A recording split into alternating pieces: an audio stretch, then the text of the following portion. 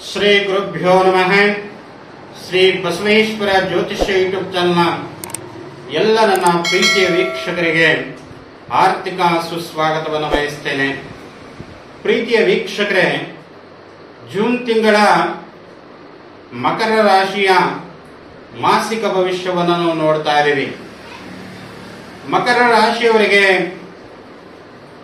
ಯಾವ ರೀತಿ ಇದೆ, ಯಾವ ಗ್ರಹದಿಂದ ಶುಭವನ್ನು ಉಂಟು ಮಾಡುತ್ತೆ, ಯಾವ ಗ್ರಹದಿಂದ ಅಶುಭ ಫಲಗಳನ್ನು ತಾವು ಕಾಣ್ತೀರಾ ಅಂತ. ಮೊದಲನೇದಾಗಿ ಸಂಪೂರ್ಣವಾಗಿ ಈ ವರ್ಷ ನಿಮಗೆ ಗುರುಬಲ ಬಂದಿದೆ, ಹೆದರಿಕೊಳ್ಳುವಂತಹ ಅವಶ್ಯಕತೆ ಇಲ್ಲ. ಜೊತೆಗೆ ಕುಟುಂಬದಲ್ಲಿ ಶನಿ ಇದ್ದಾನೆ. ಶನಿಯ ಪ್ರಭಾವ ಮತ್ತು ಗುರುವಿನ ಪ್ರಭಾವದಿಂದ ತಮ್ಮೆಲ್ಲ ಕೆಲಸ ಕಾರ್ಯಗಳು ಕೂಡ ಬಹಳ ಉತ್ತಮವಾಗಿ ಆಗುತ್ತೆ ಅಂತ. ಜೊತೆಗೆ ಗ್ರಹಗಳ ಪರಿವರ್ತನೆಯನ್ನು ನೋಡ್ಕೊಂಡು ಬರೋಣ. 2ರಲ್ಲಿ ಶನಿ ಇದ್ದಾನೆ, 3ರಲ್ಲಿ ರಾಹು ಇದ್ದಾನೆ, 4ರಲ್ಲಿ ಕುಜ ಇದ್ದಾನೆ, 5ರಲ್ಲಿ ಗುರು ಇದ್ದಾರೆ, 6ನೇ ಕಡೆಗೆ ರವಿ, ಬುಧ, ಶುಕ್ರ ಇದ್ದಾರೆ, ಜೊತೆಗೆ 9ರಲ್ಲಿ ಕೇತು ಇದ್ದಾನೆ ಅಂತ. ಒಟ್ಟಾರೆಯಾಗಿ ಈ ಗ್ರಹಗಳ ಪರಿವರ್ತನಾ ಯೋಗದಿಂದ ಏನೇನು ಫಲಗಳನ್ನು ಸಿಗ್ತವೆ ಅಂತ. ಜೂನ್ ತಿಂಗಳಿನಲ್ಲಿ ನಿಮಗೆ ಒಂಥರ ಲಾಟ್ರಿ ಹೊಡೆದಂಗೆ. ಯಾರೋ ಒಬ್ರು ಸಾಲ ತಗೊಂಡಿರ್ತಾರೆ ನಿಮ್ಮ ಹತ್ರ, ಆ ಸಾಲವನ್ನ ಮರಳಿ ಬರುವಂಥದ್ದು, ಆರ್ಥಿಕವನ್ನ ಸಬಲೀಕರಣ ಆಗುವಂಥದ್ದು ಆಗ್ತದೆ ಅಂತ. ಜೊತೆಗೆ ವ್ಯಾಪಾರ ವೃದ್ಧಿ ಆಗ್ತದೆ ಅಂತ. ಇನ್ನ ಗುಡಿ ಕೈಗಾರಿಕೆ, ಗಣಿ ಕೈಗಾರಿಕೆ, ಪ್ರಿಂಟಿಂಗ್ ಅಂಡ್ ಸ್ಟೇಷನರಿ, ಸಣ್ಣ ಪುಟ್ಟ ವ್ಯಾಪಾರಸ್ಥರಿಗೆ ಅನೇಕ ರೀತಿಯಾಗಿ ಶುಭ ಫಲಗಳನ್ನು ತಾವು ಕಾಣ್ತೀರಾ ಅಂತ. ಜೊತೆಗೆ ಕುಟುಂಬದಲ್ಲಿ ಶನಿ ಇರುವುದರಿಂದ ಸ್ವಲ್ಪ ಕುಟುಂಬದಲ್ಲಿ ವ್ಯತ್ಯಾಸಗಳಾಗ್ತವೆ. ಸಣ್ಣ ಪುಟ್ಟ ಮಾತಿನ ವಿಚಾರದಲ್ಲಿ ಬಹಳ ಗಮನ ಇಟ್ಟು ಮಾತಾಡಿಕೊಳ್ಳಿ ಅಂತ. ಏಕೆಂತಂದ್ರೆ ಒಂದು ಸಣ್ಣ ವಿಚಾರಕ್ಕೆ ದಾಂಪತ್ಯ ಜೀವನದಲ್ಲಿ ಕಲಹ ಆಗುವಂಥದ್ದು ಇರುತ್ತೆ ಅಂತ. ಜೊತೆಗೆ ಲಗ್ನಾಧಿಪತಿ ಕುಟುಂಬದಲ್ಲಿರುವುದರಿಂದ ತುಂಬಾ ಶುಭ ಫಲಗಳನ್ನೇ ಕೊಡ್ತಾನೆ ಅಂತ. ಜೊತೆಗೆ 3ರಲ್ಲಿ ರಾಹು ಇದ್ದಾನೆ.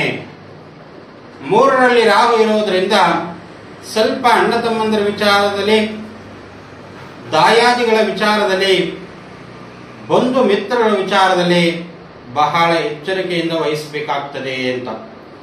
ಜೊತೆಗೆ 4ರಲ್ಲಿ ಕುಜ ಇದ್ದಾನೆ. 4ನೇ ಮನೆನ ನಾವು ಸುಖಸ್ಥಾನ ಅಂತ ಅನ್ಕೊಳ್ತೀವಿ.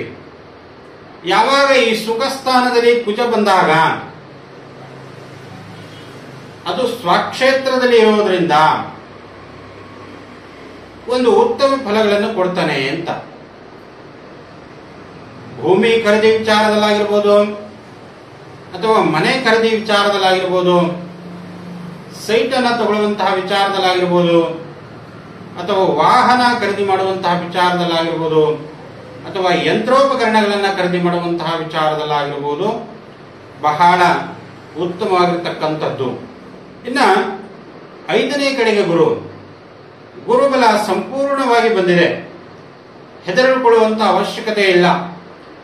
ಜೊತೆಗೆ ಗುರು ತನ್ನ ಶತ್ರುವಿನ ಮನೆಯಲ್ಲಿ ಇರುವುದರಿಂದ ಸ್ವಲ್ಪ ವ್ಯತ್ಯಾಸಗಳನ್ನ ಕಾಣಬಹುದಾಗಿದೆ. ಜೊತೆಗೆ ಈ ತಿಂಗಳು ಬಹಳ ಉತ್ತಮ ಫಲಗಳನ್ನು ತಾವು ಕಾಣ್ತೀರಾ ಅಂತ.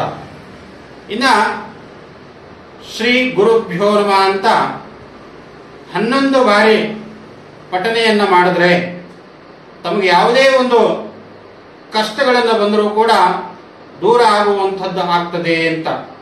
ಜೊತೆಗೆ 6ನೇ ಮನೆಯಲ್ಲಿ ರವಿ, ಬುಧ, ಶುಕ್ರ ಇದ್ದಾರೆ. ಅವಾಗೆ ಹೇಳಿದಾಗೆ ರವಿ ಆತ್ಮಕ್ಕೆ ಕಾರಕನಾಗಿರ್ತಾನೆ, ನಮ್ಮ ವರ್ಚಸ್ಸಿಗೆ ಕಾರಕನಾಗಿರ್ತಾನೆ, ನಮ್ಮ ಶಿಸ್ತಿಗೆ ಕಾರಕನಾಗಿರ್ತಾನೆ, ಅವೆಲ್ಲವಕ್ಕೂ ಕೂಡ ರವಿ ಕಾರಕನಾಗಿರ್ತಾನೆ ಅಂತ. ಜೊತೆಗೆ ಬುಧ ಇರೋದರಿಂದ ಬುಧ ಬುದ್ಧಿಗೆ ಕಾರಕನಾಗಿರ್ತಾನೆ, ವ್ಯಾಪಾರ ವೃದ್ಧಿಗೆ ಕಾರಕನಾಗಿರ್ತಾನೆ, ವ್ಯವಹಾರ ಅಭಿವೃದ್ಧಿಗೆ ಕಾರಕನಾಗಿರ್ತಾನೆ. ಜೊತೆಗೆ ಶುಕ್ರನು ಇರೋದ್ರಿಂದ ಏನೇನು ಫಲಗಳನ್ನು ಕೊಡ್ತಾನೆ ಅಂತಂದ್ರೆ, ಶುಕ್ರ ಅಂದ್ರೆ ಹಣಕಾಸಿಗೆ ಕಾರಕನಾಗಿರ್ತಾನೆ, ಆರ್ಥಿಕ ಲಾಭವನ್ನು ಉಂಟು ಮಾಡ್ತಾನೆ, ಅಥವಾ ಯಾವುದೇ ಒಂದು ವ್ಯವಹಾರಗಳನ್ನು ಮಾಡಿದ್ರೆ ಲಕ್ಷ್ಮೀ ದೇವಿಯನ್ನ ಪ್ರಾರ್ಥನೆಯನ್ನು ಮಾಡ್ಕೊಳ್ಳಿ, ತಾಯಿ ಚಾಮುಂಡೇಶ್ವರಿಯನ್ನು ಪ್ರಾರ್ಥನೆ ಮಾಡ್ಕೊಳ್ಳಿ.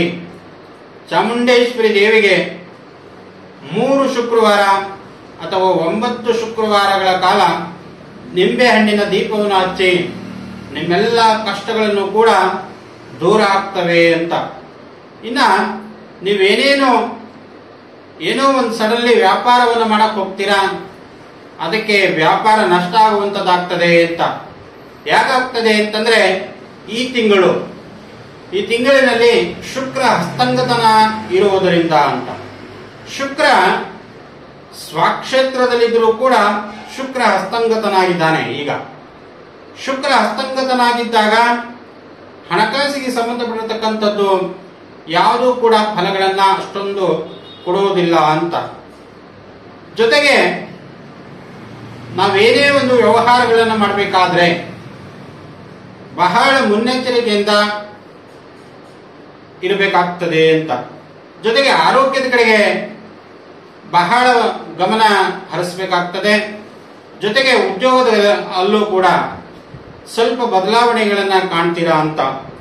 ಜೊತೆಗೆ ಮನಸ್ಸಿಗೆ ಚಿಂತೆ, ಸ್ವಲ್ಪ ಗಾಬರಿ, ಭ್ರಮೆ, ಉದ್ವೇಗ, ಆವೇಶಗಳಿಗೆ ಒಳಗಾಗ್ತೀರಾ ಅಂತ. ಚಿಂತೆ ಬಿಟ್ಬಿಡಿ. ಇನ್ನು ಮುಂದೆ ನಿಮಗೆ ಗುರುಗಳ ಬಂದಿದೆ, ಸಂಪೂರ್ಣವಾಗಿ ಗುರುವಿನ ಅನುಗ್ರಹ ಇದೆ ನಿಮಗೆ ಅಂತ. ತಮ್ಮೆಲ್ಲರೂ ಕೂಡ ನಮಸ್ಕಾರಗಳು. ಶ್ರೀ ಬಸವೇಶ್ವರ ಜ್ಯೋತಿಷ್ಯ ಯೂಟ್ಯೂಬ್ ಚಾನಲ್ ತಾವು ಸಬ್ಸ್ಕ್ರೈಬ್ ಮಾಡುವುದನ್ನ ಮರಿಬೇಡಿ ಅಂತ ಹೇಳ್ತಾರೆ.